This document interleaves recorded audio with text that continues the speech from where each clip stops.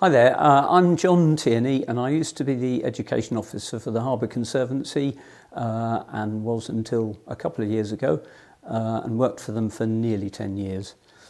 I've lived in the area for getting on for 40 years and always enjoyed the harbour for its recreational facilities. I've canoed and sailed on the harbour, I've walked and cycled round it and swum in it. One day, towards the end of the millennium, I happened to be paddling past Delquay in my sea kayak, and I saw what they were doing to the old boat shed on the end of Delquay. They were turning it into a beautiful education centre, and I kept an eye on the local newspaper, for a few weeks, and not long after, discovered the Harbour Conservancy advertising for a teacher. Went along and they gave me the job.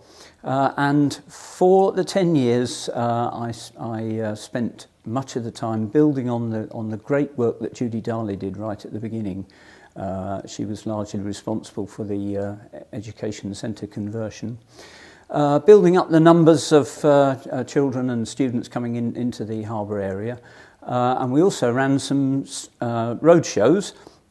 We'd go out to schools and colleges teaching all sorts of things, and the roadshow I was particularly proud of was the one on sustainability, where we drew on the harbour's resources to get children thinking about how we're looking after the environment.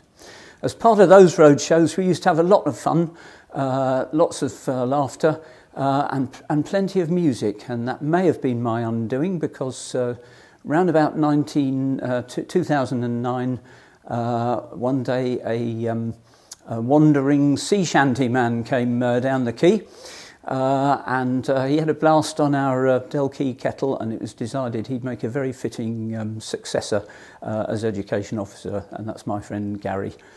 We still play the odd sea shanty nowadays.